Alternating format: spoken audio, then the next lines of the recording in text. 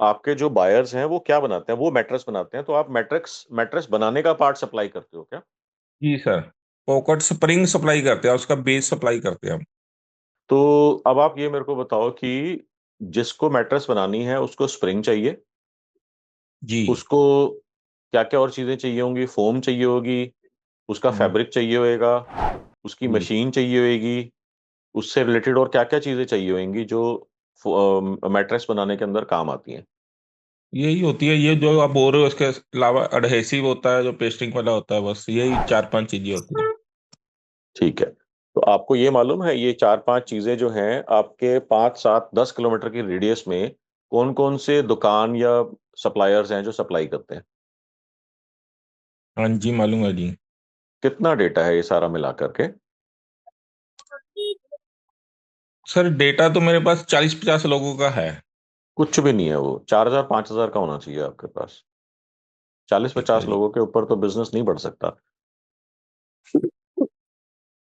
अब लेकिन आपको मैं ये चाहता देखना हूँ है कि कि आपको यहाँ पर देखो किस किस तरीके से आपको इसके ऊपर सोच आनी चाहिए।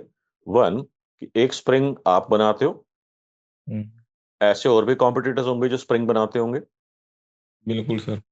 उसके बाद जिसको मैट्रेस बनानी है, जो स्प्रिंग खरीदता है वो मैट्रेस की फोम खरीदता होएगा। तो जितने फोम जी। मैन्युफैक्चरर्स होंगे आपके 10 किलोमीटर रेडियस के अंदर, या उससे बाहर भी जा हम्म, सकते हो, क्योंकि अगर आपका लॉजिस्टिक्स के बेसिस के ऊपर अगर आपकी प्राइसिंग में बहुत ज्यादा मेजर प्रॉब्लम नहीं आती है, तो आप 40 50 100 किलोमीटर तक भी जा सकते हो, रेडियस को बड़ा कर सकते हो।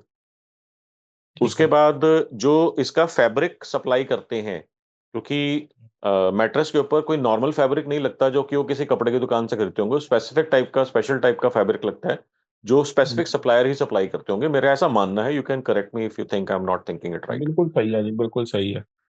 उसके बाद जो पेस्टिंग वगैरह होती होगी, उसके बाद और ऐसे कंपोनेंट्स होते होंगे, स्टिचिंग मशीन होती होंगी उसकी, क्योंकि उसके बाद ऐसे बहुत सारी ऐसी चीजें होंगी जो सिर्फ मैट्रेस बनाने के लिए ही, बनाने वालों के लिए ही बनती होंगी और उनको ही दी जाती होंगी। बिल्कुल सर, बिल्कुल। ये सारे लोगों से अगर इनकी क्लाइंट की लिस्ट आपको मिल जाए, हम्म, तो जो उनके क्लाइंट्स होंगे वो सारे मैट्रेस बनाने वाले होंगे। बिल्कुल जी। वो सारे के सारे आपके भी पोटेंशियल क्लाइंट्स बन जाएंगे। तो अगर आप ऐसे 40 लोगों को जानते हो, तो उनके 40 लोगों के जानने के, हो सकता है अगर आपके पास, क्योंकि अगर हम उनके टॉप 10 क्लाइंट्स देखते हैं तो आपके पास 400 क्लाइंट की लिस्ट तो ये होनी चाहिए। ठीक और है। अगर आपका ये 40 लोगों को आप जानते हो, मैं ये कह रहा हूँ कि 40 लोग कम हैं। इमेजिन करो कि क्या इस इंडस्ट्री के अंदर ऐसे 100 200 400 लोग हो सकते हैं जो ये सारी चीजें बिल्कुल जी। सप्लाई वो करते हो, जो सारी चीजें बना के सप्लाई करते हो। सर वो 4 5 सौ लोग तो फिर वो स्टेट लेवल चेंज करने पड़ेंगे ना, फिर आएंगे तो इतने कर लो, कस्टमर। कर लो, ठीक है। कर लो। अब जो अगर मान लीजिए 400 लोग ये हो गए, तो 400 लोगों के अगर हम टॉप 10 या टॉप 20 कस्टमर्स निकाल लेते हैं, तो आप देखो आपके पास 4,000 5,000 8,000 का डेटा आ गया। ठीक है जी। अब उनको आपने टारगेट करना है, ये हो गया कि आपने लेफ्ट से राइट को अप्रोच करा। अब क्या राइट से लेफ्ट को अप्रोच कर सकते हैं? बिल्कुल कर सकते हैं। उसके अंदर क्या होगा कि आपके वही 50 100 किलोमीटर रेडियस के अंदर या 20 25 किलोमीटर रेडियस के अंदर डिस्ट्रीब्यूटर्स और डीलर्स जो होंगे, जो आपके क्लाइंट के क्लाइंट होंगे, ठीक है जी। उनके अगर आप सप्लायर्स का डेटा निकाल लो, तो वो भी सारे के सारे आपके पोटेंशियल बायर्स हो जाएंगे। ठीक है जी। अब और आगे लेकर के चलते हैं, इंडिया मार्ट पे चले जाओ। इंडिया मार्ट के अंदर अपना हरियाणा पंजाब या जो भी आपके हिसाब से स्टेट आपके लिए पड़ती है, वहां सर आप सारे मैट्रेस मैन्युफैक्चरिंग कंपनीज है, मैट्रेस सप्लायर्स है, मैट्रेस डिस्ट्रीब्यूटर्स निकाल लो। वहां से आपके पास अच्छी खासी लिस्ट आ जाएगी, हंड्रेड्स ऑफ मैन्युफैक्चरर्स की लिस्ट आ जाएगी। गूगल के ऊपर चले जाओ, मैट्रेस कंपनीज इन जो भी आपकी स्टेट है, या मैट्रेस हम्म, मैन्युफैक्चरर्स जो भी आपकी स्टेट है, और बल्क मैट्रेस सप्लायर्स जो भी आपकी स्टेट है, ये कीवर्ड्स आप डाल दो। वहां से भी आपको, गूगल से भी बड़े सारे ऐसे कंपनीज मिल जाएंगी आपके पास। तो अभी अभी आप देखो कि मैंने आपका डेटा जो है ना 40 से बढ़ा करके 400 या 4,000 या 10,000 की तरफ में लेकर के जा रहा हूं मैं ये। ठीक है। अब अगर हमारे पास लेटेस्ट से वही मैं 4,000 5,000 ही मानता हूं मैं, कि मान लीजिए आपके पास 5,000 लोगों का डेटा आ गया। हम्म, और हमारी मार्केटिंग जो है सबसे घटिया है, सबसे वाहियात है, सबसे बिल्कुल ही पिटी हुई है मार्केटिंग हमारी। हम्म। तो क्या हमारे पास आधा परसेंट, क्वार्टर परसेंट, 1% हम कैप्चर कर सकते हैं पूरी मार्केट का? और इतने लोगों को टच करेंगे फिर तो आ ही जाएगा जी 1-2%। बस मैं 2%, 5%, 10% तो मैं बोल ही नहीं रहा। मैं कह रहा हूं कि 4,000 लोगों का 1% या आधा परसेंट की मैं बात कर रहा हूं मैं। तो 4,000 लोगों का 1% होगा 40, आधा परसेंट होगा 20, और क्वार्टर परसेंट होगा 10। हम्म। और आप कह रहे हो मेरे को 10-12 कस्टमर्स ही नहीं चाहिए और मिला करके। हम्म। तो पूरा पूरा मैथ बैठ गया आपके लिए। ठीक सर।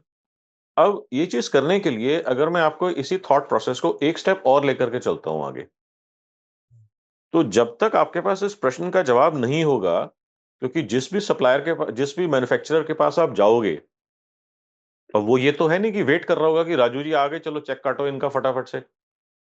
वो हम्म। ये कर रहा होगा वेट कि ठीक है राजू जी आ गए, राजेश जी आ गए, बढ़िया बात है, मगर राजेश जी हम तो ऑलरेडी किससे ले रहे हैं? हमारे पास सब हम्म। सप्लायर हैं ही हैं, हम तो खुश हैं, हमारा काम तो चल रहा है। बिल्कुल। आपसे क्यों खरीदूं मैं? अगर हम्म। आपके पास इस प्रश्न का जवाब नहीं है, तो 4,000 लोगों को आप बेच नहीं पाओगे कुछ भी आप। ठीक है। तो आपके पास इस क्वेश्चन का जवाब होना चाहिए कि अगर मैं उनके पास जाता हूं, मैं उसको ऐसा क्या बताऊंगा, सुनाऊंगा, दिखाऊंगा, पढ़ाऊंगा, जिसको सुन के, देख के, पढ़ के उसको लगे कि यार मैं अभी तक किससे लेता आ रहा हूं, ये राजू जी से क्यों नहीं मिला मैं अभी तक। ठीक है सर। ये आपकी मार्केटिंग की स्ट्रैटेजी होगी, जिसको हम बोलते हैं मार्केटिंग कम्युनिकेशन। अब इन तक पहुंचेगी कैसे बात आपकी?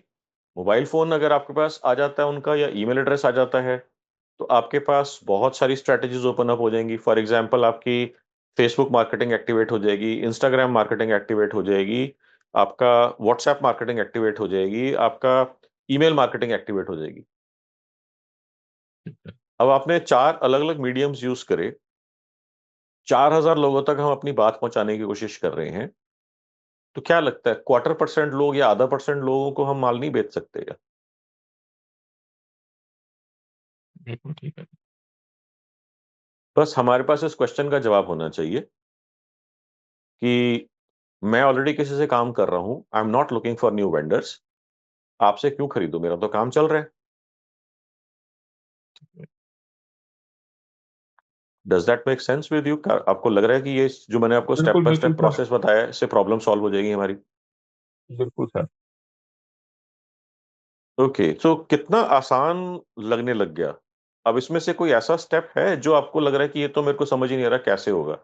And this is applicable for everybody. अब आप कहोगे मेरा मैट्रेस का बिजनेस नहीं है, बट आपको मैंने जनरल थॉट टेम्पलेट बताया है कि आपको सोचना कैसे है। सो यही चीज मैं अगर आपसे पूछूं कि अगर आपको यहां पर इस चीज को सोचना है, तो क्या इसमें से कोई स्टेप आपको ऐसा लगता है कि मेरे को समझ नहीं आ रहा ये कैसे हो सकता है, ये तो मेरे को मालूम ही नहीं है, ये वाला स्टेप कैसे होगा, तो ये तो स्ट्रैटेजी मेरे लिए काम ही नहीं करेगी। नहीं सर, वर्क करना पड़ेगा। जैसे आपने बोला कि पहले 4-5 हजार लोगों का डाटा इकट्ठा करूं, फिर उनसे संपर्क करूं, फिर उनमें से क्या रिस्पॉन्स आता है किसी का, फिर उसके उनको उसको लीड को मैच्योर करूं। आपका सुन के ना मेरे को लग रहा है कि कई महीने या कई साल लग जाएंगे, आपसे सुन के मेरे को ऐसे फीलिंग आ रही है। जबकि ये सारा का सारा प्रोसेस आप 1 महीने के अंदर से लेकर के 3 महीने में खत्म कर सकते हो। वो कैसे भी। उसके लिए फिर आपको वर्कशॉप में आना पड़ेगा। सर। क्योंकि ये सारा जो मैंने स्टेप बाय स्टेप प्रोसेस बताया है, गूगल के अंदर जी। सर्च करके अगर आपको निकालने हो, इंडिया मार्ट के अंदर अगर आपको सर्च करके निकालने हो, कितना समय लगेगा? एक बच्चे को बिठा दिया, उसका काम ही सारा दिन का यही है कि गूगल पे जा, ये सर्च कर, ये सारा डेटा निकाल। उसके बाद क्या नाम है अपना, इंडिया मार्ट पे जा, ये सारा डेटा उसके अंदर ढूंढ, ये सारे कॉन्टैक्ट नंबर्स निकाल ले। अगर एक बच्चा आप बिठा दो डेडिकेटेड वहां पर, हम्म। क्या लगता है ये सारे के सारे सर्च करने में और ढूंढ ढूंढ के कॉपी पेस्ट करा भी जाए अगर, कितना समय लगेगा? 2 दिन, 5 दिन, एक हफ्ता बस। ठीक है।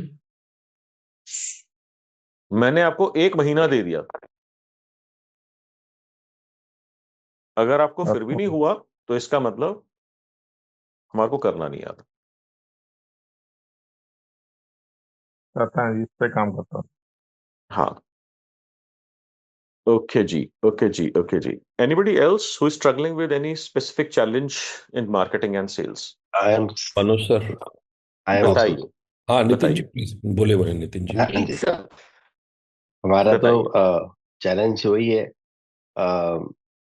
घूम घाम के हर बंदा वही रेट पे आके गाड़ी अटक जाती है। Two things, one is the rate part hmm, and second is, जैसे हम लोग वॉक इन को एंटरटेन नहीं करते, बिकॉज हमारे यहाँ पे because we are to international trade, तो हम्म, ऊपर नीचे काफी हो जाता है। प्लस जो हमारे पास लीड्स ये हम लोग करते हैं, तो हमारे वी हैव अ टीम जो चेक करता है उनकी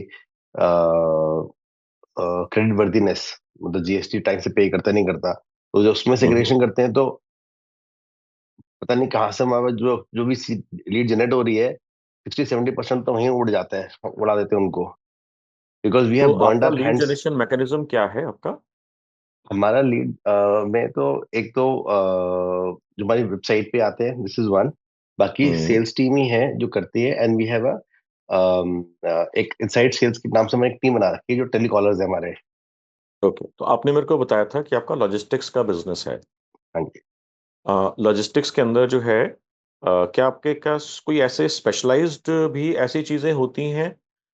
जैसे फॉर एग्जांपल पास्ट में जैसे मैंने जैसे लॉजिस्टिक्स कंपनीज को हेल्प करी है, तो उन्होंने बोला कि हमारे पास जो है ना स्पेशल कंटेनर्स होते हैं जो गैस के अंदर और लिक्विड्स के अंदर सप्लाई करने के अंदर होते हैं, या फिर न्यूक्लियर प्रोडक्ट्स को या बायोहैजार्ड प्रोडक्ट्स को हमारे को सप्लाई करने के अंदर या शिपमेंट के अंदर यूज करते हैं। तो वो एक स्पेशलाइज्ड मार्केट हो गई उसकी। क्या आपका इस तरीके से कुछ स्पेशलाइज्ड है, या कुछ भी माल अ, एक जगह से बी जगह पे पहुंचाना हो एक एरिया से दूसरे एरिया में, यू कैन हैंडल इट? या हम बेसिकली हमारा स्पेशलाइज ऐसा नहीं है, हम लोग पास स्पेशलाइज सर्विसेज हैं जो हम लोग करते हैं। एक तो हम्म। डेफिनेटली, एक तो ए से बी लोकेशन पहुंचाना, वी आर लाइसेंस ठीक है। Custom brokers. हम्म। उसमें भी वी आर 100% कंप्लायंट ऑर्गेनाइजेशन, तो वो भी एक बहुत बड़ा चैलेंज जो आता है। Everybody has they try to manage, but we are very clear on that front, we will not do मैं अभी एनीथिंग। उसके ऊपर आ जाता हूँ, मैं अभी उसके ऊपर आ जाता हूँ। तो आपका आइडियल कस्टमर जो है वो कौन होता है? वो इम्पोर्टर होता है, एक्सपोर्टर होता है, डोमेस्टिक में ए स्टेट के अंदर से लेकर बी स्टेट में ले जाने वाला होता है? कौन होता है आइडियल कस्टमर आपका? हम लोग प्राइमरली तो इंटरनेशनल मूवमेंट में है, तो it can be hmm. Either exporter और एन इम्पोर्टर, और okay. Even a merchant exporter जो थर्ड कंट्री करता हो। दैट इज, कोई इंडिया बैठा है, वो कहता है जी मैं उसको वियतनाम से माल बी उठा के कंपनी से, मुझे अफ्रीका हाँ भेज हाँ हाँ हाँ बिल्कुल, बी कंट्री से सी कंट्री में उसको शिफ्ट दो। करना, वो भी हो या जाएगा। ग्रेट।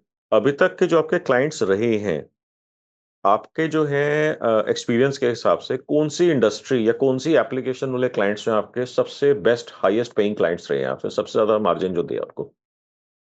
वो क्या हमें सप्लाई, क्या प्रोडक्ट में डील करते हैं वो? अ, जो हमें सबसे ज्यादा दिया है दैट वाज टेलीकॉम सेक्टर। मैं दिया था बोल रहा हूँ, बिकॉज अब तो वो मोदी जी ने बैन कर दिया सबको।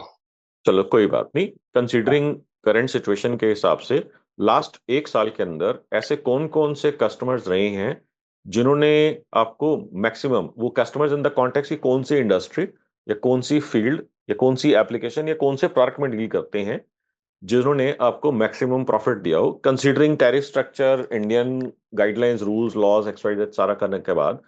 अगर हम्म। आपको मैं पूछूं कि कौन कौन से ऐसे सेगमेंट्स हैं, तो क्या आप बता पाओगे टिप्स के ऊपर कि 1 2 3 4 5 6 ये इस तरीके के सेगमेंट्स हैं जो मेरे को मैक्सिमम प्रॉफिटेबल देंगे, प्रॉफिटेबिलिटी देंगे? हाँ देखिए, अगर हम बोले इसमें ऑटो इंडस्ट्री, फार्मा इंडस्ट्री,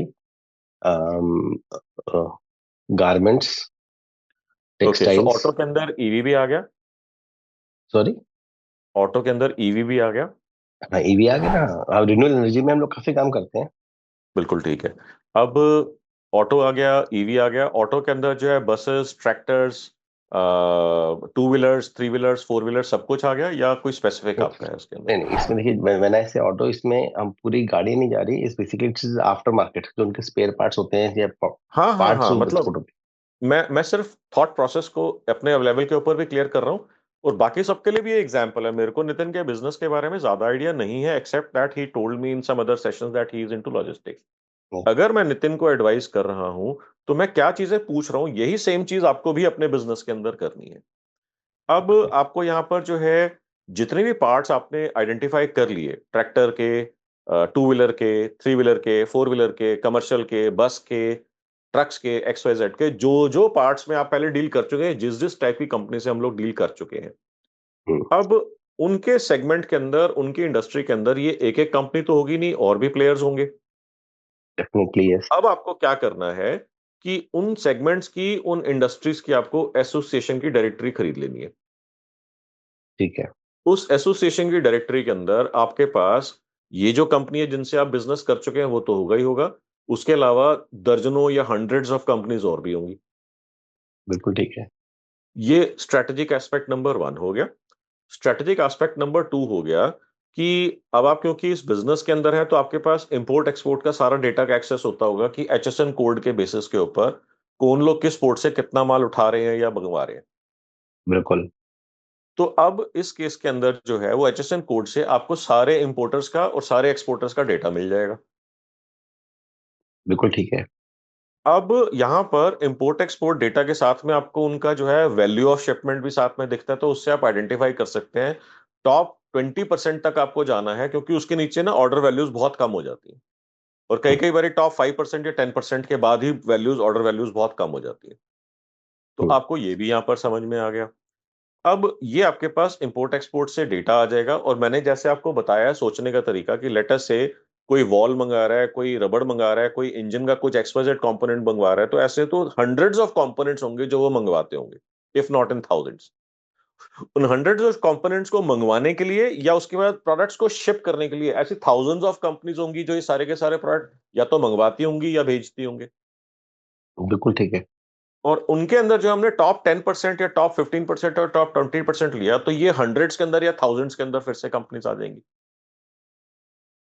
हम्म, हर एक इंडस्ट्री के। अगर मान लीजिए किसी एक इंडस्ट्री के अंदर मैंने टॉप की 10 कंपनीज पकड़ ली, अब आपके पास hundreds of companies, hundreds of industries को हम टारगेट कर रहे हैं। अभी हमने जैसे ये देखा, ऑटोमोटिव पार्ट्स का हमने देखा, फिर हम टेक्सटाइल के अंदर आ गए, फिर हम उसके बाद जो है किसी और इंडस्ट्री के अंदर चले गए। तो ऐसे हर इंडस्ट्री के अंदर आपकी, अगर हम टॉप की 10 या टॉप की 20 कंपनीज देख लेते हैं, तो इन सारा के सारे इंडस्ट्रीज को ऐड अप करके क्या आपको लगता है कि we can reach into several hundred या up to several thousand companies, जिनका डेटा हमारे पास आ जाएगा अभी के हिसाब से?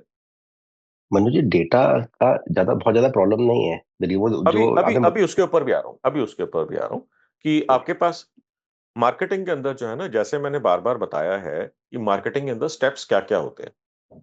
अगर कोई जना पहले अटेंड कर चुका है तो उनको मालूम होगा, अगर नहीं अटेंड करा है तो आपको यहां पर यह समझना है कि स्टेप नंबर 1 है हमारी मार्केटिंग के अंदर बात करनी किससे है। तो मैंने जब राजू जी से बात करी थी, मैंने तब भी यही बोला था, स्टेप नंबर 1 की बात करनी किससे है, डेटा निकालो। अब या तो हमारे पास डेटा होगा या नहीं होगा। तो अगर आपके पास डेटा नहीं है तो मैंने आपको स्ट्रैटेजिक अप्रोच बताई है कि ये कंपनीज का डेटा किस किस तरीके से निकाल सकते हैं।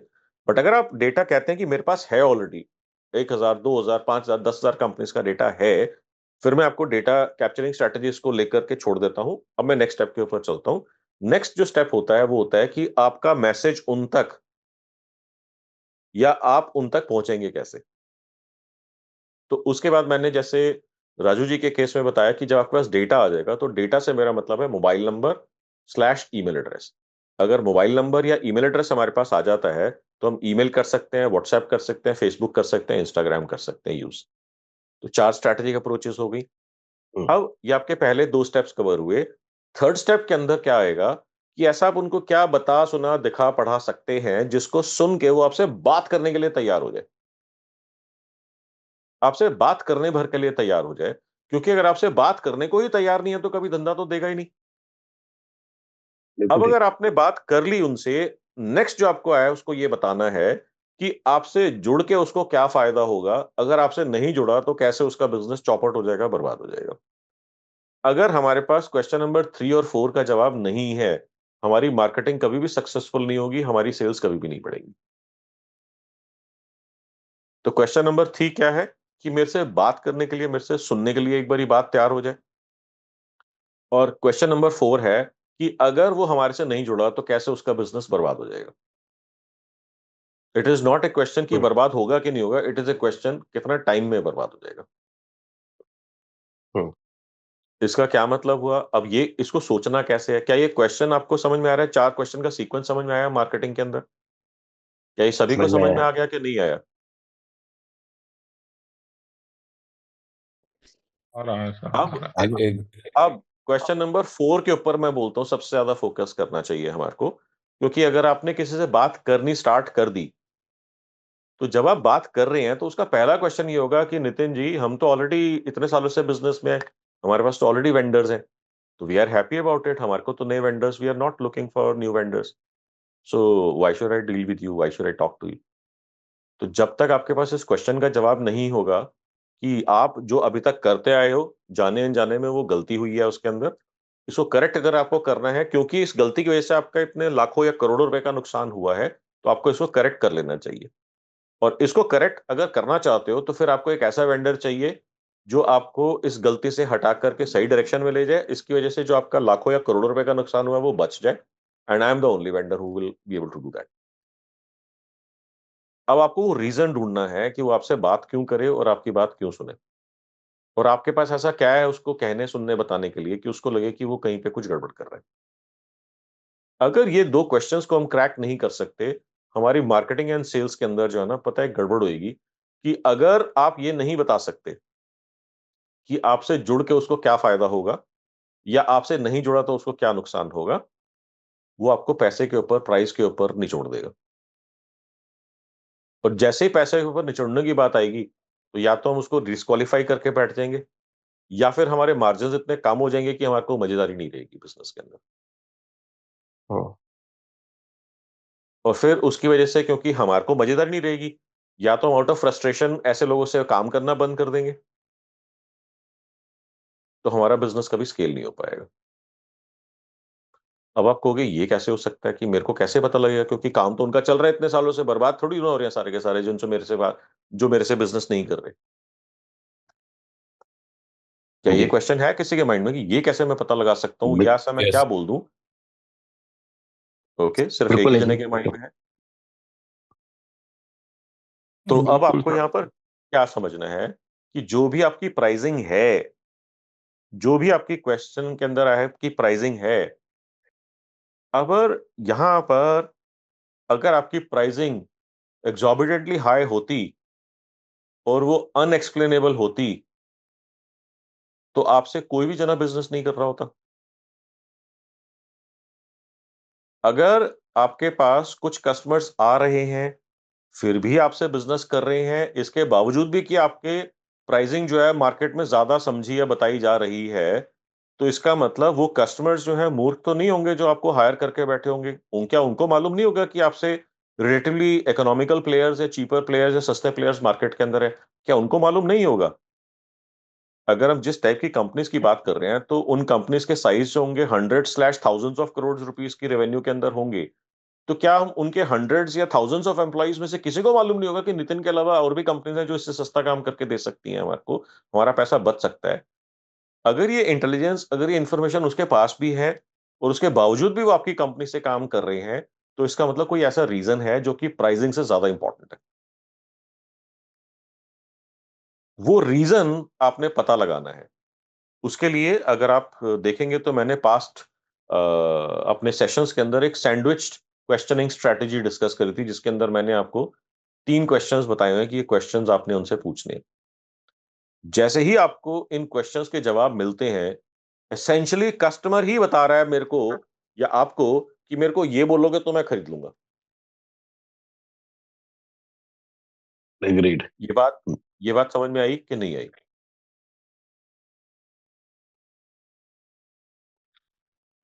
चलिए आगे आप खत्म करें उसका, देन आई से समथिंग। बताइए बताइए। मैं आपको दो क्लासिक केसेस समझाता हूँ to give an idea about it. बताइए। अभी अभी जैसे हम रिन्यूएबल एनर्जी में कर रहे हैं, एक हम्म। प्रोडक्ट है उसको बोलते हैं base, battery energy storage system. Okay. Typical product 120 feet container west 45 ton, तो मतलब एक स्पेशल प्रोजेक्ट हो जाता है। डीजी कार्गो है, हम्म। मतलब आग लग जाती है, एक बार आग लग गई तो रुक नहीं सकती, मतलब it's like that, highly inflammable. Okay. Okay. We were the first one to start handling that. Hmm. और पूरी टीम है जो स्पेशलाइज करती है। हम्म। अब हम लोग ने काफी हैंडल किया इसकी मूवमेंट। अब आज की तारीख में ये हाल हो गया है कि जो मैंने रियलाइज किया जो जहाँ पे हमारा एक स्मॉल या मीडियम है, जहाँ पे बिजनेस ओनर वो इन्वॉल्व है, उसको तो समझ में आ जाती है बात। बट जहाँ पे थोड़ी सी कंपनी बड़ी हो जाती है और उनके जो लॉजिस्टिक्स बंदे आते हैं, उनके समझ में नहीं आती। They still consider this as a any other product. वो सिर्फ कहानी होती है रेट रेट रेट। एक बहुत बड़ी कंपनी है, I take the name also, Acme solar.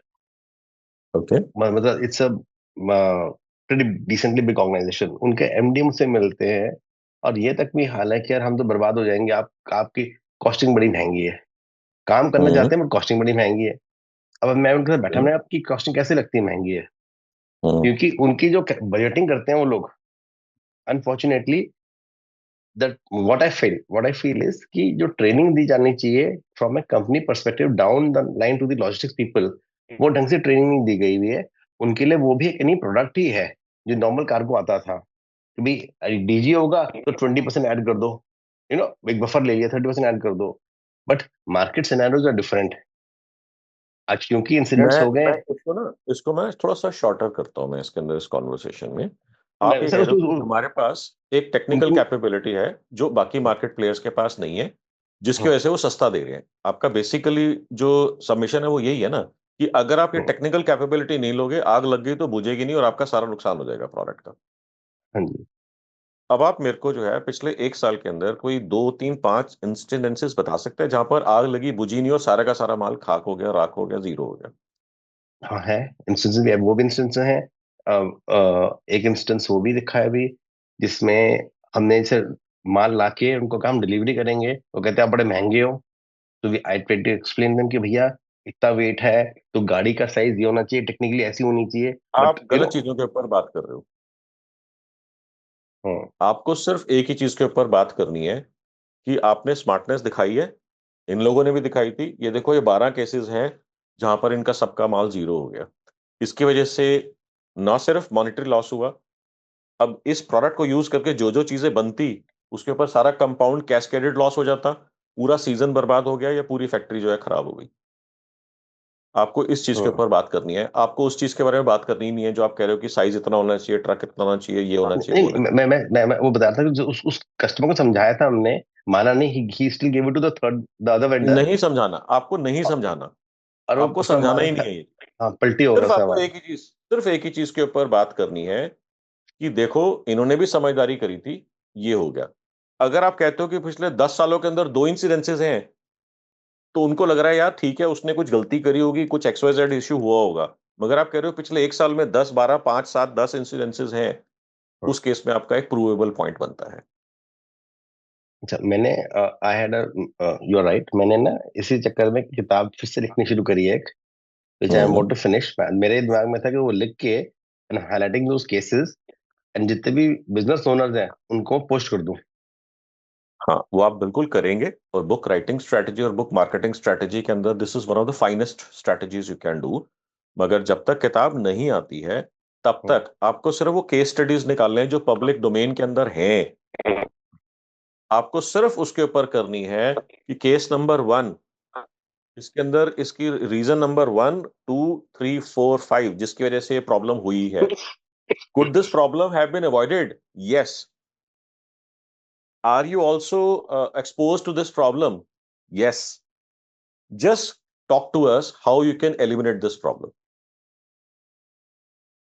Get free correct. your logistics audit, तो वी विल हेल्प यू कि अगर आपको ये प्रॉब्लम आ सकती है कि नहीं आ सकती, हम आपको सिर्फ ये बताएंगे। एक बार अगर वो घुस गए आप उसके अंदर, तो आपको वहां पर जो है ना बात करना, किससे बात करनी है और ऑर्डर्स निकालना रिलेटिवली आसान हो जाएगा। तो ठीक है आपको जी। सिर्फ इसी चीज के ऊपर बात करनी है। Step number 1, you have to identify all the instances जहां पर ये ऐसा फायर आउटब्रेक हुआ है जिसके अंदर से नुकसान हुआ है। और नुकसान के अंदर आपको ये भी निकालना है कि सिर्फ माल का नुकसान था, या कोई somebody got hurt, somebody lost life, और कुछ और भी उसके अंदर इश्यूज हुए हैं। उसके बाद इंश्योरेंस के ऊपर कितना उनको नुकसान हुआ होगा। उसके बाद उनके फैक्ट्री के अंदर इसके ना पहुंचने की वजह से कितना नुकसान हुआ होगा। कैस्केडेड डिलेज की वजह से कितना नुकसान हुआ होगा। उसके बाद में आपको देखना है कि मार्केट अपॉर्चुनिटी के अंदर उनको कितना नुकसान हुआ होगा। You have to add all of these losses. Only then you will be able to build up a very strong case. अब इसके अंदर एक स्टेप और आगे मैं आपको लेकर के चलता हूं कि आपने मेरे को ये बताना है कि अगर 100 रुपए ऐसा जो उनका आउटकम फाइनल प्रोडक्ट होता है वो कितने रुपए का होता है? जो आपने बोला बेस्ट करके जो भी एक प्रोडक्ट है, इसके अंदर वो एक कंपोनेंट लगता है जो कि बड़ा हाईली इन्फ्लेमेबल होता है। अब ये हाईली इन्फ्लेमेबल प्रोडक्ट जिसके अंदर लगता है जो फिनिश प्रोडक्ट है वो कितने रुपए का होता है? That is one.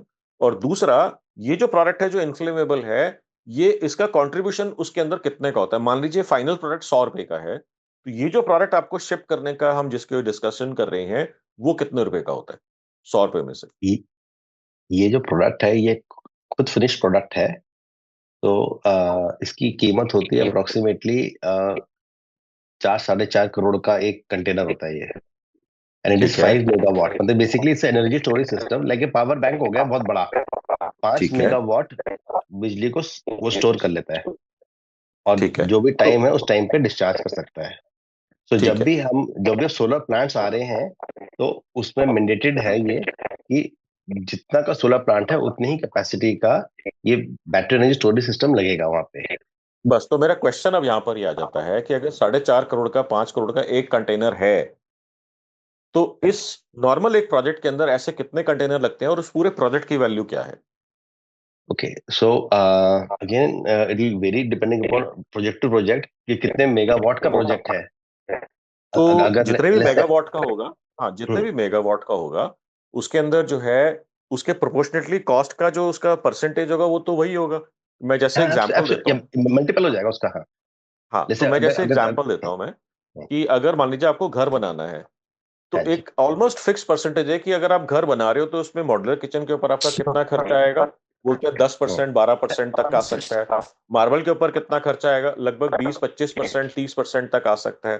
तो आपको यहाँ पर ये मालूम है। तो आपके हिसाब से अगर एक पावर प्लांट लगना है जहां पर सिंपल एक कंटेनर 4-5 करोड़ का लगा, 5 मेगाटन का, या जो भी आपने टेक्निकल वर्ड बोला, excuse my technical understanding on this, तो उसके अंदर उसका कंट्रीब्यूशन कितने रुपए का होगा? कि वो टोटल प्लांट जो होगा उसका प्रोजेक्ट का वैल्यू कितना होएगा जिसमें ये 5 करोड़ का या 4.5 करोड़ का ये लग रहा है सामान? अगर लेट्स अगर हम प्रिज्यूम करते हैं कि ये एक 100 मेगावाट का प्रोजेक्ट है, हम्म।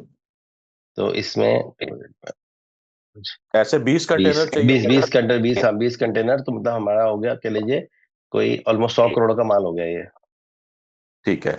अब ये 100 करोड़ का माल जो है, ये आपका 100 मेगावाट पूरे प्रोजेक्ट का कितने परसेंट होगा ये? This would be almost 90% of the cost. ठीक है। अब इसका मतलब कि अगर यहां पर कोई गड़बड़ होती है तो प्रोजेक्ट आगे स्टार्ट ही नहीं हो सकता। तो इसका नहीं नहीं, मतलब स्टार्ट नहीं, उसमें वो होगा क्या, जैसे 20 कंटेनर उसमें अगर एक घंटे में प्रॉब्लम हुई तो फिर भी स्टार्ट हो जाएगा, दो में फिर भी स्टार्ट हो जाएगा, पार्सल स्टार्ट हो जाएगा। चलो ठीक है, पार्शली स्टार्ट हो जाएगा, इसका मतलब लोअर देन ऑप्टिमल कैपेसिटी के ऊपर स्टार्ट होगा, यस यस उसको रिप्लेस या रिप्लेस तो करना ही पड़ेगा फुल हाँ कैपेसिटी नहीं, के ऊपर आने के लिए। 100%, 100%, जिसका लीड टाइम 120 डेज का है। हाँ। अब उसके बाद जो है आपने बोला 120 डेज का लीड टाइम हो गया। अब ये तो आपका लीड टाइम हो गया, ये आपका शिपमेंट का हुआ या बनाने का प्लस शिपमेंट का हुआ? बनाने का। बनाने बनाने का, का और बनाने के बाद प्लस शिपमेंट का कितना होएगा? another 30 days. ठीक है, तो इसका मतलब 150 डेज का आपका लीड टाइम 100। हुआ। उसके बाद इंस्टॉलेशन का कितना होगा? इंस्टॉलेशन तो खुद इंटीग्रेटर होते हैं, I think they would be able to manage it within a weeks time. ठीक है, तो लेट अस से ब्रॉडर लेवल के क्योंकि ऊपर हाँ, 150 डेज का। This is basically play and plug model है ना, ये तो पूरा आया कंटेनर प्ले एंड प्लग हो मेरे को जाएगा। मालूम नहीं है, मेरे को मालूम नहीं है, इसलिए मैं सिर्फ आपको सोचने का टेम्पलेट बता रहा हूँ कि ये सारी चीजें उसमें ऐड होंगी। तो अगर आप कहते हैं कि हफ्ता लगेगा उनको, तो 157 डेज की बात कर रहे हैं हम अभी हम। बिल्कुल जी। ठीक है। अगर वो ऑप्टिमल कैपेसिटी के ऊपर प्रोजेक्ट रन नहीं कर रहा है, ओके, 500 करोड़ का प्रोजेक्ट है, अगर वो आपसे शिपमेंट ले वर्सेस किसी और से शिपमेंट ले, प्राइस में कितना फर्क आएगा? प्राइस में सिर्फ होता तो फ्रैक्शंस का ही है, मतलब मैं एक एग्जांपल के तौर पर अगर मैं बोलूं, हमारा अगर रेट आज की तारीख में 6-6.5 हजार डॉलर चल रहा है कंटेनर का, तो हो सकता है कोई उनको दे रहा हो मे बी $300-400 सस्ता, दैट्स इट। तो अब आपका डिफरेंस आ रहा है लेट से $400 का या $500 का। तो $500 में 50,000 लगा लें। हाँ जी। तो अब आपको उनका ध्यान इस चीज के ऊपर फोकस करना है कि आप 50,000 रुपए बचाने के लिए 500 करोड़ के प्रोजेक्ट के वर्थ का रिस्क ले रहे हो आप। अच्छा, दैट इज उसमें that is that is one. दूसरा, कि अब अगर मान लीजिए वो कहते हैं कि नहीं 500 करोड़ का रिस्क नहीं है, हमारा रिस्क तो अगर मान लो एक कंटेनर जला, ये तो नहीं कि सारे के सारे 50 कंटेनर जल जाएंगे, 20 कंटेनर जल जाएंगे, मान लो एक कंटेनर जल गया, खराब हो गया, डैमेज हो गया, तो हम 500 करोड़ की जगह पर हम 450 करोड़ की कैपेसिटी वाला हम काम कर लेंगे। अब आपको कैलकुलेट करना है कि जो एक कंटेनर का लॉस हुआ उसको 157 डेज के हिसाब से उसको रेवेन्यू लॉस कितना हुआ होगा, क्योंकि अभी वो 450 की कैपेसिटी के ऊपर चल रहा होगा, 500 मेगा टन के ऊपर या जो भी मेगावाट के ऊपर तो नहीं चल रहा होगा। तो अब जो उसको 50 मेगावाट का या मेगा टन का जो लॉस हो रहा है वो कितने रुपए का होएगा अगर हम 157 डेज का वो लॉस निकालते हैं तो क्या वो 50,000 से ज्यादा है या क्या वो 50,000 से कम है? डेफिनेटली ज्यादा है। यहाँ पे जो कंपैरिजन आता है, तो वो हम्म। कंपैरिजन ये होगा कि ना हम इसको ब्रेक डाउन कर दें फर्दर। जो हम्म। लॉजिस्टिक्स मूवमेंट, इसमें ने फ्रेट की बात करी। हम्म। अब फ्रेट की बात करी, कैरियर जो है वो है, समझ लीजिए एक इट्स अ मस्ट लाइन हो गई, शिपिंग लाइन हो गई। अब शिपिंग लाइन तो ठीक मेरी है। नहीं है, तो शिपिंग लाइन में मैं भी बुक कर रहा हूँ, दूसरा बंदा भी बुक कर रहा है, तीसरा बंदा भी बुक कर रहा है। वो कहता है आपको तो ठीक है। जरूरत क्या है, वो तो शिपिंग लाइन लेकर आएगा। आग लगेगी तो वहां ठीक है। लगेगी। ठीक है। तो ठीक है ना, दिस इज वन पार्ट। उसी तरह से क्योंकि जब हम बड़े प्लेयर के साथ काम करते हैं, मतलब हमारे जो जो प्रिंसिपल्स हैं, they are usually bigger organisations. तो उसमें हम लोग अलग अलग लोग उनको फीड करते हैं, हमारे स्लॉट्स हैं। तो तो अब मेरे को जो है ना यहाँ पर फिर से क्लियर नहीं हुआ कि अगर ये काम किसी और ने करना है और अगर आग लगने की प्रोबेबिलिटी है वो उनके यहाँ पर है, तो फिर हमारा तो इसमें कोई वैल्यू कंट्रीब्यूशन कहीं पे मेरे को नहीं दिखा नहीं ही नहीं। नहीं, देखिए आग लगने का इश्यू कहाँ पे है, जब इधर उतर गया, इंडिया में माल आ गया, जब यहाँ से ट्रांसपोर्ट करते हैं हम लोग। Major problem is our first 300 to 400 kilometre of transportation in India. तो मेजर तो रिस्क अब वहां वहां बढ़ जाता है हमारा। बस, तो अब आपको यहाँ पर इसी चीज के ऊपर बात करनी है कि आपने सारा मंगा भी लिया, मतलब घर के बाहर सामान आ भी गया और घर के अंदर घुसते घुसते ही अगर आपका डैमेज हो गया माल, और आप कह रहे हो कि 10-12 इंसिडेंसेस आपके पास हैं पिछले एक साल के, हम्म हम्म बस आपको वही दिखाना है। वो कहेंगे कि ठीक है जी हमारा नुकसान नहीं होगा, हमने तो इंश्योरेंस कराया हुआ होगा, वो सारा पैसा रिटर्न हो जाएगा। हाँ, बोल सकता है ना वो ये। यही बोलते हैं, हाँ। ठीक है ना, मगर आपको दिखाना है 157 डेज का जो आपका प्रोडक्शन और रेवेन्यू लॉस हुआ है, क्या वो 50,000 से ज्यादा है या कम है? हम्म। इसमें तो एक्चुअली वो वैल्यू भी कम हो गई, क्योंकि आप, क्योंकि 50,000 is basic freight, we try to serve complete end to end solution देते हैं हम लोग। तो आपको लास्ट 300 माइल्स का या 300 किलोमीटर्स का आपको बताना है डिफरेंस कितना है। हाँ, वो तो और भी कम हो जाता है बेसिकली। बस, तो अगर वहां पर आप कहते हो $100 का डिफरेंस रह गया, $200 का डिफरेंस रह गया, $250 का डिफरेंस रह गया, तो आप 25,000 रुपए के लिए आप 50 करोड़ का रिस्क ले रहे हो। और 157 जो आपने डेज का लगाया है, आपको सिर्फ ये कैलकुलेट करना है 157 डेज का जो लॉस है वो कितना है, रेवेन्यू लॉस कितना है। हाँ, ठीक है जी। बाकी सारी की सारी कहानी जो है ना मेरे को समझ में ही नहीं आएगी टेक्निकल, वो आपका टेक्निकलिटीज उसके अंदर होंगी। बट मेरे को ये बात जरूर समझ में आ जाएगी कि यार 157 डेज का मेरा प्रोडक्शन लॉस कितना है, क्या वो 25,000 से कम का है या 25,000 ज्यादा का है। Got it. और 500 करोड़ के प्रोजेक्ट के अंदर मैं 25,000 रुपए के लिए रिस्क ले रहा हूँ, या 25 गुना लेट से 20 कर देते हैं, इसके अंदर 5 लाख रुपए के लिए रिस्क ले रहा हूं मैं। जबकि आपने case 1, case 2, case 5, case 9, case 10, case 12, case 15 दिखाया कि यार इतना लॉस हो रहा है लोगों का, is this not good enough? अब कहेंगे यार उन्होंने कुछ गलती करी होगी।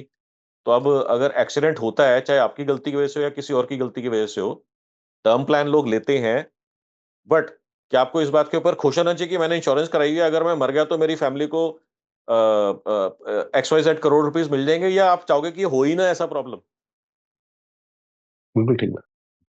तो आपने इसी चीज के ऊपर फोकस करना है, consider that as the insurance. और आपको ये बताना है कि वेंडर्स के कौन कौन से वेंडर्स में किस किन रीजंस की वजह से प्रॉब्लम हुई है, और हमारे पास हम कैसे इस प्रॉब्लम्स को कंप्लीटली एलिमिनेट कर देते हैं। हम्म, आपकी सारी किताब अगर आप लिख रहे हो, अगर पूरी कंप्लीट नहीं हुई है, तो जो मैंने अभी आपको लास्ट पिछले 10 मिनट के अंदर कॉन्टेक्स्ट डिस्कस करा है, आपको मेजरली इसके ऊपर ही आपको कन्वे करना है कि अगर आपने यहां पर गलती कर दी तो आपका पूरा प्रोजेक्ट ठप हो सकता है। अब मैंने उसमें जो बुक्स में ना एक वो पेज बनाया, पूरा चेकलिस्ट वगैरह सारा कुछ। दिस हाँ, इज व्हाट तो you need to be taking care of things. हाँ। अगर आप 180 पेज की किताब के अंदर एक पेज दे रहे हो, तो मेरा सजेशन और सबमिशन होगा कि 180 पेज की किताब के अंदर कम से कम 90 पेज होने चाहिए जो इस टॉपिक के ऊपर बात कर रहे हो। हाँ, okay, then I have got to rework on to it. क्योंकि अगर सबसे इंपॉर्टेंट क्रिटिकल डिसीजन फैक्टर ही यही है, तो उसकी प्रोबेबिलिटी उसको अंडरस्टैंड करवाने की 1/180 होनी चाहिए, या एटलीस्ट 90/180 होनी चाहिए, या 179/180 होनी चाहिए।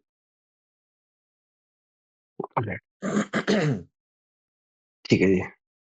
Okay, so does that bring some thank you. Clarity? Yeah, thank you.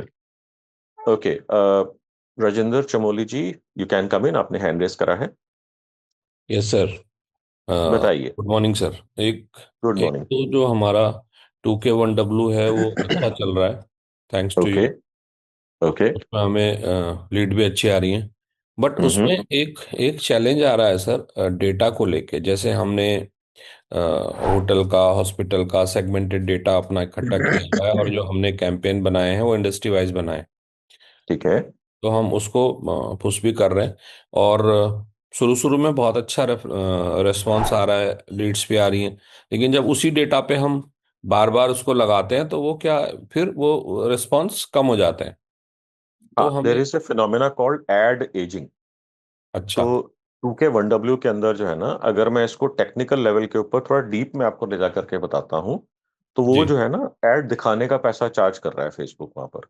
हम्म। अब मान लीजिए कि आपने 2000 5000 लोगों का डेटा आपने अपलोड करा, तो हम्म। पहले स्टेप पे आपको ये समझना है कि उसमें से पहचाने कितने गए, रिकॉग्नाइज ओके। कितने हुए। कि 5000 में से मान लीजिए 2200 पहचान लिए, 3800 पहचान लिए, 4200 पहचान लिए। हम्म। जो पहचाने गए, अब उन लोगों को सिर्फ आपका एड मैसेज दिखाने के पैसे ले रहे हैं। अब मान हम्म। लीजिए कि आपने 4000 लोगों को ऐड दिखा दी। अब हम्म। उसमें से लेट से 300 ने, या 50 ने, या 250 ने, या 500 ने आपको लीड दे दी। हम्म। अब अगर आप बार बार फिर सेम ऐड उनको दिखाते जा रहे हो, दिखाते जा रहे हो, दिखाते जा रहे हो, जिन्होंने लीड देनी थी दे दी, जिनको आपकी बात समझ में आनी थी आ गई। अब सिर्फ क्योंकि पैसा ऐड दिखाने का लग रहा है, तो आपका पैसा लगता जा रहा है, मगर लीड नहीं आएंगे अब आपके पास। तो इसकी वजह यस। से कॉस्ट पर लीड आपकी बढ़ती चली जाएगी, और आपको लगेगा पहले तो बड़ी सारी लीड्स आती थी, अब आ नहीं रही है, और पहले कॉस्ट भी कम होती थी, अब कॉस्ट भी बढ़ गई आपकी। हम्म। क्या यही चीज आप एक्सपीरियंस कर रहे हैं? ये तो इसके दो तरीके होते हैं, either you change the audience और यू चेंज द मैसेजिंग। अब ऑडियंस तो हमारे पास इतनी मेहनत करके हमने 3-4 हजार लोगों का बनाया है, तो हो हम्म। सकता है कि हमारे पास इतना ही ऑडियंस दोबारा इकट्ठा करने का प्रोविजन हो सकता है ना हो। जी। दूसरा क्या स्ट्रैटेजिक अप्रोच होगा? Change your add messaging. जब आप दूसरा कोई ऐड, कोई दूसरा फैक्टर या किसी और चीज के बारे में बात करो, ठीक है। क्योंकि अगर अब। आपने, जैसे मैंने अभी नितिन से बात करी, जैसे मैंने अभी राजू जी से बात करी, इन सब लोगों से बात करी, तो मैंने बोला कि identify why this people would lose, and at what points in their business that they're going to lose revenue or probability of making revenue। तो हो सकता है पॉइंट नंबर 1 के ऊपर आपने बात कर लियो, अब आपको पॉइंट नंबर 2 के ऊपर बात करनी है, पॉइंट नंबर 3 के ऊपर बात करनी है, फिर पॉइंट नंबर 5 के ऊपर बात करनी है। कुछ लोग हम्म। होंगे जो प्रॉब्लम नंबर 1 एक्सपीरियंस कर रहे होंगे, जिन्होंने आपको जवाब दे दिया। अब आप पॉइंट नंबर 2 के बारे में बात करोगे, तो हो सकता है उन 4-5 हजार लोगों में से कुछ लोग पॉइंट नंबर 2 पे स्ट्रगल कर रहे होंगे, फिर उनका जवाब आ जाएगा। फिर हो सकता है कुछ लोग पॉइंट 3 के ऊपर स्ट्रगल कर रहे होंगे, फिर उनका जवाब आ जाएगा। फिर हो सकता है आपके पास पॉइंट नंबर 4 या 5 या 7 होगा, उसके ऊपर जो स्ट्रगल कर रहे होंगे उनका जवाब आ जाएगा। मतलब उनसे बातचीत आपकी हो जाएगी, वो कहेंगे हाँ ये प्रॉब्लम मेरे को भी है, यानी उनकी लीड आ जाएगी। जब आपका सारे के सारे प्रॉब्लम्स आपने सारे के सारे कर दिए, तो फिर आपने डेटा को निचोड़ दिया अच्छे से। इसको एक और स्ट्रैटेजी होती है, इसको हम बोलते हैं, आप सब लोग जो हैं इंडिया के अंदर कभी भी हाईवे से ड्राइव करते हुए, कार से या बस से, कैसे भी एक पॉइंट से दूसरे पॉइंट के ऊपर हम में से हर बंदा गया होगा। तो रास्ते में आपने देखा होगा कि गन्ने के जूस की दुकानें होती हैं, छोटा छोटा ठेला से लेकर के खड़े होते हैं। तो ये जो है ना, बेसिकली हमने गन्ने के जूस की तरीके से सारा डेटा निचोड़ देना है। मतलब इतना निचोड़ देना है कि फिर गाय भी कहेगी ये क्या लेकर के आ गया मेरे को खिलाने के लिए। तो इसको बोलते हैं गन्ने के जूस निकालने की strategy, sugarcane juicing strategy. Okay okay. Sir, इसमें जो हम, जैसे आपने अभी बोला डायरेक्टरीज के लिए, तो ये होटल हॉस्पिटल्स की, इनकी डायरेक्टरीज भी अवेलेबल होती हैं क्या? बिल्कुल 100% होती हैं। हम्म। आपका बेडशीट्स का बताया था ना, इफ आई रिमेम्बर नहीं नहीं करेक्टली। नहीं नहीं, बेडशीट तो दूसरी है। मेरा तो प्रोजेक्ट्स हैं सर। हम लोग water and waste water treatment project लगाते हैं। अच्छा, जैसे अच्छा, अच्छा। स्विमिंग ठीक है, पूल्स और एसटीपीज ठीक है, एटीपी ये सारा। ठीक है, ठीक है, ठीक है। तो आपने जैसे मेरे को थोड़ा सा आप मेरे को रिविजिट कराना, एक आपने होता है होटल्स का होता है, हाँ, हॉस्पिटल्स का होता है, हॉस्पिटल होता और है, इंडस्ट्रीज, इंडस्ट्रीज इंडस्ट्रीज होती हैं। और बोर्डिंग स्कूल्स एंड इंस्टीट्यूट्स आपके ये हो। पास तो इतना डेटा आ जाएगा, इतना डेटा आ जाएगा, आप बिलीव नहीं कर सकते आप, क्योंकि जो भी पानी के अंदर, फार्मा के अंदर, फूड के अंदर डील करती हैं, टेक्सटाइल के अंदर डील करती हैं, सबको सबको वहाँ पे वेस्ट वाटर ट्रीटमेंट का चाहिए होता है प्लांट। हम्म। अदरवाइज उनकी कंप्लायंस ही नहीं होगी, अगले दिन फैक्ट्री के ऊपर रेड होगी और बंद हो जाएगा। यस। और आपका जो है, जिन्होंने लगवाया हुआ है उनसे भी बिजनेस होता है, जिनको नई फैक्ट्री खोलनी है उनसे ही बिजनेस होता है आपका। नए नया जो फैक्ट्री खुल रही है उसमें तो ज्यादा बिजनेस होता है, बल्क हमारा टारगेट वही होता है। जिन्होंने ठीक है। लगवाया है उनसे तो रिपीट और कंज्यूमेबल्स का होता है, बहुत ज्यादा नहीं होता, 5-10% हाँ, वैल्यू होती है। हम्म। बिल्कुल ठीक है। तो रिपीट कंज्यूमेबल्स के साथ में क्या ऐसा भी आपने देखा है कि जब वो एक्सपेंशन मोड के अंदर आते हैं, जब उनको नई फैक्ट्री या नया यूनिट सेटअप करना होता है, तो वो आपके पास ही आ जाते हैं ऑर्डर्स। यस। तो इसका मतलब आपके पास काफी सारी बड़ी अपॉर्चुनिटी है। अब आपको यहाँ पर क्या करना है? अगर आपके पास जो है एग्जिस्टिंग लोग जो हैं, जो एसटीपी जिनको चाहिए, hmm. Hotels, hospitals, pharma, oil and gas, या XYZ, या टेक्सटाइल, या फूड प्रोडक्ट्स है, ये जो भी हैं, तो इनकी तो एसोसिएशंस की डायरेक्टरी आपको मिल जाएंगी सभी की। ओके। तो उसके अंदर हजारों हजारों, दसियों हजारों लोगों का नाम आपको मिल जाएगा एक झटके में। ओके। अब अगर आप कहते हो कि जिन्होंने ऑलरेडी लगा लिया है उनसे बिजनेस की अपॉर्चुनिटी मेरे पास रिलेटिवली कम है, मेरे को जिन्होंने अभी लगाना है उनसे मेरे को ज्यादा बड़ा बिजनेस और ज्यादा प्रॉफिटेबल बिजनेस होगा, तो फिर ये एसोसिएशन की डायरेक्टरी आपके लिए यूजफुल होगी, मगर रिलेटिवली कम यूजफुल होगी, क्योंकि उनका तो ऑलरेडी लगा हुआ है। ओके। अब आपको इसको नेक्स्ट लेवल पे सोचना है। जो मैं अभी आपको सारा बता रहा हूँ, जो मैंने राजू को बताया, नितिन को बताया, आपको बता रहा हूँ, इसको there is something process called higher order thinking. मैं आपके थिंकिंग के प्रोसेस को इवॉल्व कर रहा हूँ मैं। हम्म। अब आपको यहां पर क्या देखना है कि इस प्रोसेस के अंदर जिन्होंने नया अपना प्रोजेक्ट सेटअप करना है, वो आपके लिए सबसे बेस्ट टारगेट ऑडियंस होंगे। यस। अब अगर एसटीपी लगाना है तो उसमें जमीन की खुदाई होगी, हम्म। उसके अंदर जो है बहुत सारी परमिशंस चाहिए होंगी स्टेट डिपार्टमेंट्स की। जी। अब यहां पर आपको ये देखना है कि हॉस्पिटल खोलने के लिए, फैक्ट्री खोलने के लिए, इंडस्ट्री लगाने के लिए, होटल खोलने के लिए गवर्नमेंट के डिपार्टमेंट से चाहिए होती है परमिशन। जी। तो अब आपके यार दोस्त जो है ना, उन डिपार्टमेंट्स के अंदर होनी चाहिए जहां से फोन आ जाए या मैसेज आ जाए कि ये 5 नई एप्लीकेशन आई हैं, देख लो आपने कुछ करना है इनका। हम्म। और कितनी जगहों पर होनी चाहिए? फायर के अंदर हो सकता है, हम्म। इसके अंदर आपका पॉल्यूशन पॉल्यूशन होता है इसका पॉल्यूशन, मतलब, पॉल्यूशन पॉल्यूशन के लिए हो कंट्रोल सकता है, होता है। हाँ। प्लस तो जो पॉल्यूशन, अथॉरिटी जहाँ से नक्शे पास होते हैं वो नक्शे जहां से पास होते हैं वहां से हो सकता है। तो ऐसे आपके कम से कम आधा दर्जन या एक दर्जन डिपार्टमेंट्स की लिस्ट निकल करके आएगी। हम्म। अब आपके पास जो है जो आधा दर्जन या एक दर्जन डिपार्टमेंट की लिस्ट निकल करके आएगी, वो हर एक स्टेट लेवल के ऊपर ये सारे के सारे अप्रूवल्स होते हैं। ये गवर्नमेंट नेशनल लेवल के ऊपर नहीं होता, ये स्टेट लेवल के ऊपर होता है, सेंट्रल पे नहीं होता ये। तो हम्म। जिन जिन स्टेट्स के अंदर आपको टारगेटिंग करनी है, उन सारे स्टेट्स के अंदर, इन सारे डिपार्टमेंट के अंदर आपके हमदर्द होने चाहिए लोग। जी। अब वो कैसे होगा? वो कई बारी स्ट्रैटेजीज होंगी जो मैं पब्लिकली नहीं शेयर कर सकता, वो आपको मालूम ही है। जी। जी। जी। ठीक है सर, ठीक है, गॉट इट सर। मैं इस और पर। अगर अगर इसके अंदर ऐसा हो गया कि आपके पास हर महीने किसी डिपार्टमेंट से एक का आ गया, किसी डिपार्टमेंट से 5 आ गई, किसी डिपार्टमेंट से 2 आ गई, अगर आपके पास 10, 15, 20, 50 हर महीने अगर आपके पास नई लीड्स आने लग जाए इस तरीके से, आपको इसको सेग्रीगेट करना है कि इस डिपार्टमेंट के अंदर पहुंचने के बाद, परमिशन अप्लाई करने के बाद, परमिशन मिलने के बाद, किस लेवल के ऊपर, किस स्टेज के ऊपर, कितने दिनों के बाद आपके प्रोडक्ट की या आपके रिक्वायरमेंट आती है या आपके सर्विस की रिक्वायरमेंट आती है, वो टाइम आपके पास है मार्केटिंग करने का। तो does that make some sense? Great sense sir.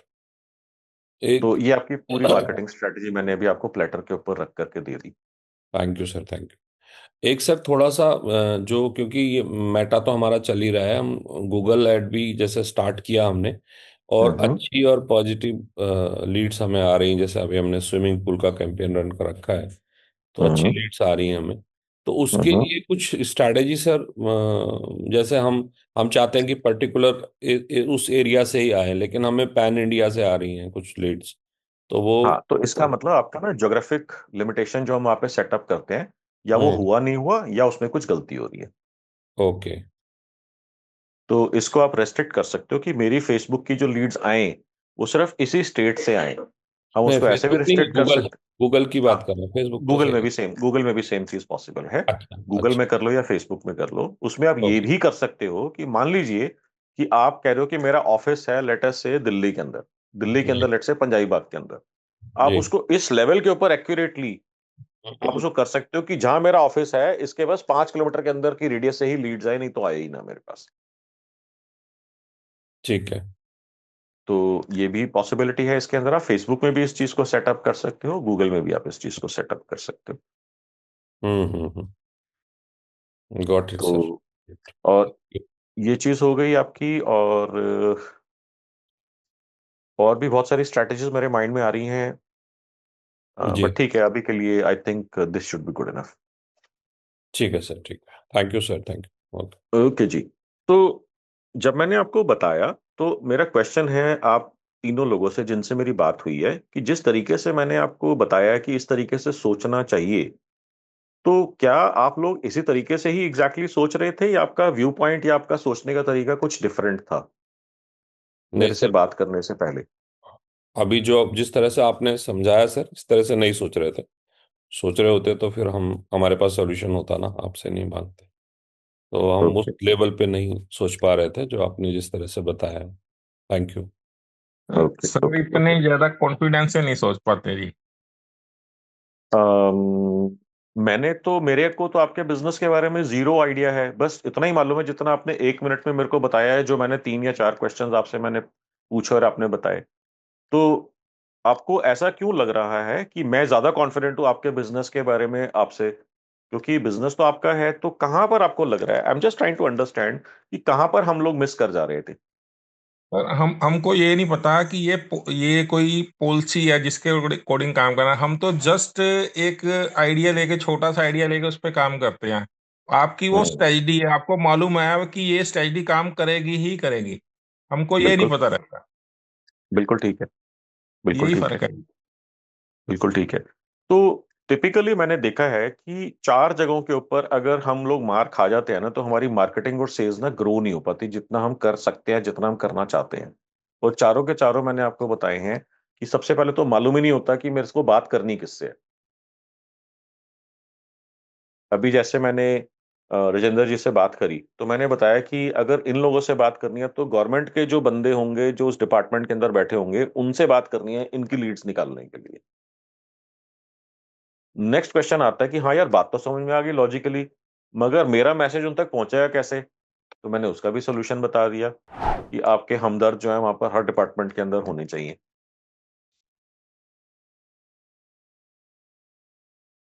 अब जब आपके पास ये डेटा आ गया, तो तीसरा हो गया कि आपका मैसेज जो है फाइनल एंड कस्टमर तक या जो आपके बायर्स है उन तक कैसे पहुंचेगा। मैंने उसका भी बता दिया, जैसे नितिन के केस में या राजेंद्र के केस में या रुजू के केस के अंदर मैंने बता दिया इसके केस में कि या आपका फेसबुक लगेगा, या आपका इंस्टाग्राम की मार्केटिंग लगेगी, या व्हाट्सएप मार्केटिंग लगेगी, या ईमेल मार्केटिंग लगेगी। ये 4 तरीकों से आपका मैसेज उन तक पहुंच जाएगा। और बहुत सारी स्ट्रैटेजिक अप्रोचेस हो सकती हैं, बट जो स्ट्रैटेजी का हम एस्पेक्ट अभी डिस्कस कर रहे हैं उसमें 4 चीजें एप्लीकेबल होंगी। अभी मैंने कॉल और विजिट के बारे में बात नहीं करी है। ओके। अब जब आपका मैसेज भी उन तक पहुंच गया, तो मैंने आपको बताया कि अब आप बोलोगे क्या। आपने, बहुत सारे लोग मेरे को बताते हैं कि हम तो 5-5 हजार 10,000 ईमेल्स करते हैं, जवाब ही कोई नहीं आता। तो इसका मतलब आपके पास डेटा था, आपके पास कम्युनिकेशन का मीडियम था, मगर स्ट्रैटेजी ऑफ कम्युनिकेशन नहीं था कि बोलूं क्या जिसकी वजह से मेरी बात सुनने में इंटरेस्टेड हो जाए। वो भी मैंने आपको बता दिया। और फाइनली, अब उसको ऐसा क्या दिखा सुना पढ़ा बता दिखा सकता हूं ताकि वो मेरे को खुशी खुशी पैसे देने के लिए तैयार हो जाए। तो मैंने ये क्वेश्चन भी आपको आंसर करने का तरीका बता दिया कि अल्टीमेटली अगर वो सिर्फ $250 के ऊपर फंस रहा है 500 करोड़ की प्रोजेक्ट की हेल्थ के लिए, it cannot get more stupid than that. But आपको सिर्फ उसको ही रियलाइज करवाना है। और किसको रियलाइज करवाना है? जिसका सबसे ज्यादा गर्दन के ऊपर छुरी चलेगी या तलवार लटकी होगी या फंदा लग जाएगा। क्या वो प्रोजेक्ट मैनेजर होगा या परचेज मैनेजर होगा, या सीईओ होगा, सीएफओ होगा, या परचेज मैनेजर होगा?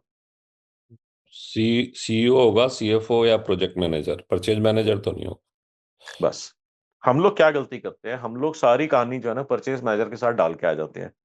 परचेज मैनेजर बहुत शातिर होते हैं। वो कहते हैं नितिन जी बाकी सारी बात तो ठीक है, फाइनली बताओ भाव क्या लगाओगे, इतनी ही कोटेशन आई हुई है मेरे पास। अब नितिन जी के पास कुछ बचता नहीं है, क्योंकि जो कहानी करनी थी सारी कर ली। अब कुछ बचा ही नहीं बात करने के लिए। अब परचेज मैनेजर बहुत शातिर है। आप में से कुछ लोगों ने परचेज मैनेजर हायर करा हुआ है क्या किसी ने? जी। ओके। जी। आपने कोई है? एक आपने बताया हाँ रविंद्र जी, जी, और मैंने। भी हाँ कोई जी, है? हाँ जी। हमारे ओके। पास भी ओके, सो 3-4 तो लोग बता मैंने रहे किया हैं। हुआ है। ग्रेट ग्रेट ग्रेट, 4-5 बड़े लोग बता रहे अच्छी ब्रीड होती है ये। हैं। तो आपने परचेज मैनेजर को क्यों रखा हुआ है? उसका क्या है सर, सेविंग कितनी करी है वीक में? बिल्कुल ठीक है। अब अगर मान लीजिए, मैं आपको डीपर लेकर के जा रहा हूं इसके अंदर, फिर मैं आज के टॉपिक के ऊपर आ जाऊंगा। अगर मान लीजिए कि आपके पास 2 या 3 कोटेशन आई है 100 रुपए की, 95 रुपए की, 97 रुपए की, और एक कोटेशन आई है 103 रुपए की, और उसने बोला कि सर ये 103 रुपए वाला ठीक लग रहा है, आपके माइंड में सबसे पहला थॉट उसके बारे में क्या आएगा? 3 रुपए इसके हैं। स्टार्टिंग। यहाँ पे हम लोग ना L1 और Q1 का कंसेप्ट रखते हैं।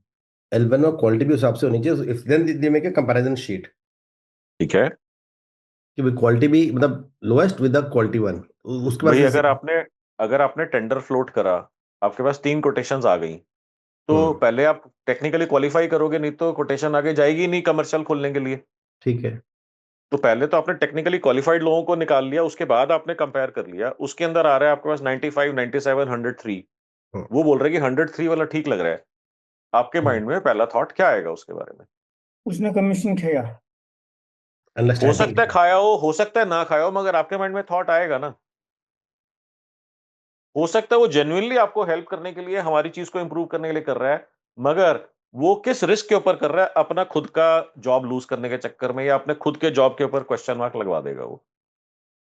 तो अब आप सोचो कि जब आप ये कहानी जाकर के किसी और कंपनी के परचेज मैनेजर को सिखाओगे, दिखाओगे, पढ़ाओगे, सुनाओगे, वो अपने बॉस को जाके बोल सकता है कि नहीं नहीं ये बेकार है, सारे 103 वाला लो, 100 वाला भी बेकार है, 97 वाला भी बेकार है, 95 वाला भी बेकार है, नितिन का 103 वाला लो आप।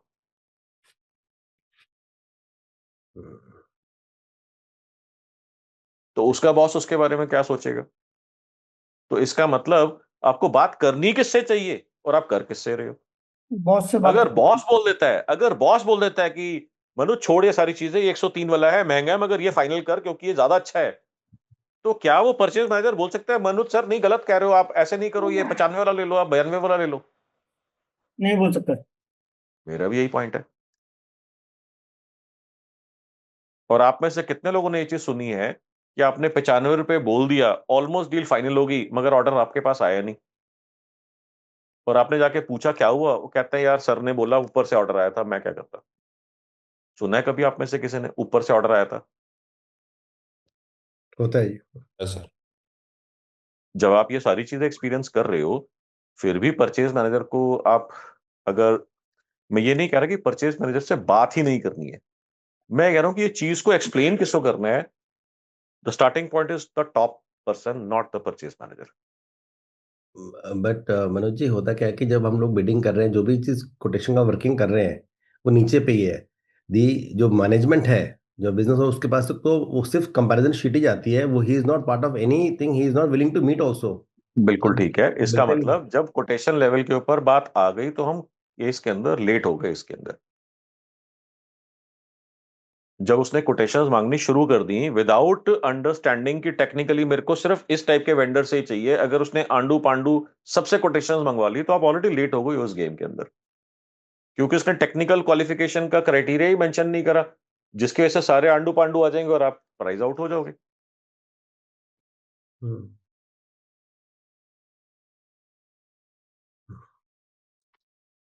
तो we are late in the game when people have started asking for quotations without technically mentioning कि मेरे को ये चीज चाहिए ही चाहिए, मेरे को इसकी प्रोटेक्शन चाहिए ही चाहिए, मेरे को एक्सवाइजेड चाहिए ही चाहिए। अगर वो उसने मांग ली तो सारे के सारे लोग वैसे ही टेक्निकली क्वालिफाइड नहीं होंगे, डिस्क्वालीफाई हो जाएंगे जिनसे आप कंपीट कर रहे हो। तो इसका मतलब आपको ये एजुकेशन जो है ना सारा साल देनी है। उस टाइम के ऊपर आप ऑलरेडी लेट हो जब वो कहता है कि ये प्राइसिंग भेज दो मेरे को, इसकी कोटेशन भेज दो, क्योंकि उसको लेना ही नहीं आता, उसको चूज करना ही नहीं आता, उसको कंपेयर करना ही नहीं आता। वो एप्पल को ऑरेंज के साथ में कंपेयर कर रहा है और कह रहा है कि आपका तो बड़ा महंगा है एप्पल।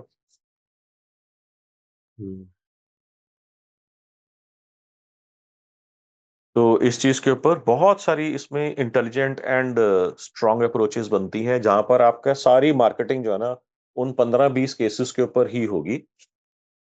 एक अनफॉर्चुनेट इंसिडेंट हुआ था, कोई एक बहुत बड़े 5 स्टार होटल के अंदर, वहां पर जो है कुछ कोई प्रॉब्लम आई थी एसटीपी के अंदर, सीवेज ट्रीटमेंट प्लांट के अंदर। तो वहां पर उसने अपने बोला कॉल करके, अपने जो भी कॉन्ट्रैक्टर था, जो भी सर्विस थी, उसने एक लेबर को भेजा अंदर। 5-7 मिनट हो गए, 10 मिनट हो गए, तो वहां से उसने बोला हाँ भाई, वटेवर जो भी उसका नाम था, जवाब नहीं आ रहा था। तो जवाब आना बंद हो गया थोड़ी देर में, हो सकता है समझ ना आ रहा हो, सुनाई ना दे रहा हो। उसके साथ में दूसरी लेबर एक और थी, उसको भेजा, उससे बात करी, 3-4 मिनट के बाद उसका जवाब आना बंद हो गया।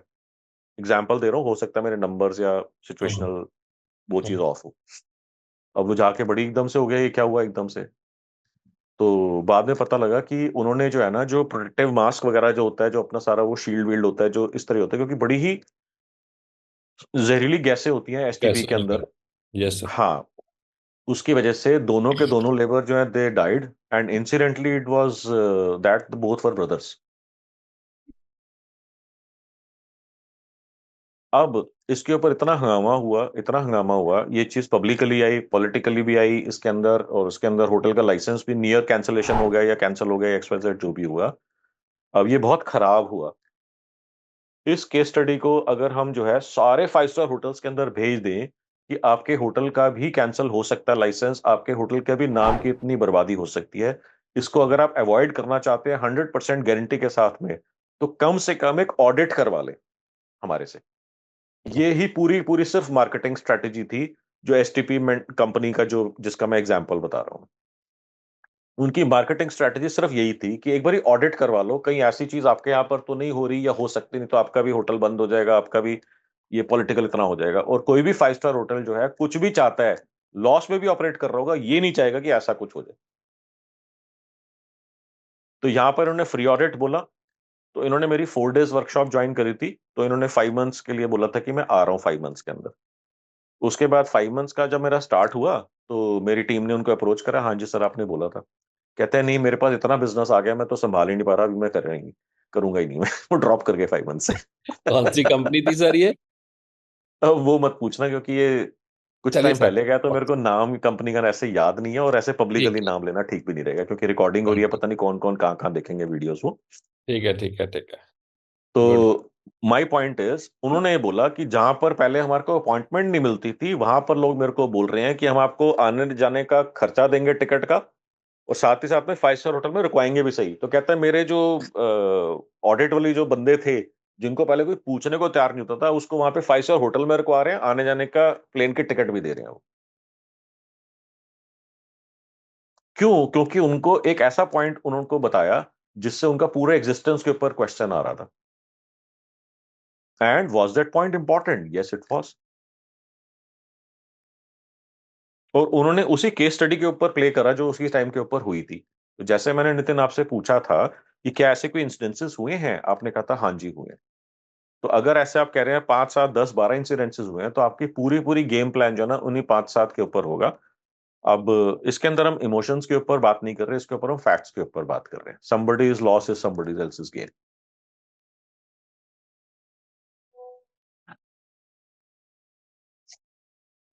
So is this bringing some clarity कि यार धंधा मार्केटिंग स्ट्रेटजीज कैसे फॉर्मुलेट करी जाती हैं? Is this conversation bringing any clarity?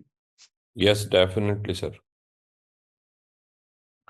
ये ग्रेट है ये जी। जो ये जो स्ट्रैटेजी की बात हुई सर अभी, तो ये क्या ईमेल पे ही एप्लीकेबल होगी या मेटा एड में और कहीं और भी हम इसको दिखा सकते हैं व्हाट्सएप मार्केटिंग में? हाँ हाँ हाँ, ये जो इन्होंने स्ट्रेटजी करी थी, इन्होंने 2 कंपोनेंट्स इसके अंदर ऐड कर दिए थे। एक था लिंक्डइन, और बाद में शायद वीडियो भी कर दिया था इन्होंने इसके ऊपर ऐड। बट क्योंकि सारे 5 स्टार होटल्स वगैरह जो होंगे, उनके मैनेजर्स या कंसल्टेंट्स XYZ मोस्टली लिंक्डइन के ऊपर होते हैं, so LinkedIn was the way to go for this particular strategic approach. Yes yes yes ठीक है थैंक यू। तो अब आप देखो कि अचानक से लिंक्डइन का प्लेटफॉर्म भी एक्टिवेट हो गया। नितिन के केस में भी लिंक्डइन बहुत अमेजिंग वर्क करना चाहिए, बहुत अमेजिंग, क्योंकि जिस टाइप की कंपनी से ये बात करना चाहते हैं, वेरी हाई प्रोबेबिलिटी कि उनके सारे के सारे डिसीजन मेकर्स लिंक्डइन के ऊपर हैं। अब प्रॉब्लम यहां पर ये आती है कि मनोज आपकी सारी बात समझ में आ गई, लिंक्डइन तो मैं यूज ही नहीं करता, लिंक्डइन पे तो मैं हुई नहीं, लिंक्डइन पे तो मेरे को काम करना नहीं आता, या फिर लोग कहते हैं लिंक्डइन के ऊपर तो मैं इतने साल से हूँ, फालतू बकवास कर रहे हो, आपको मालूम ही नहीं है, लिंक्डइन तो काम ही नहीं करता इस चीज के अंदर। इसका क्या मतलब है कि आपको लिंक्डइन यूज करना नहीं आता।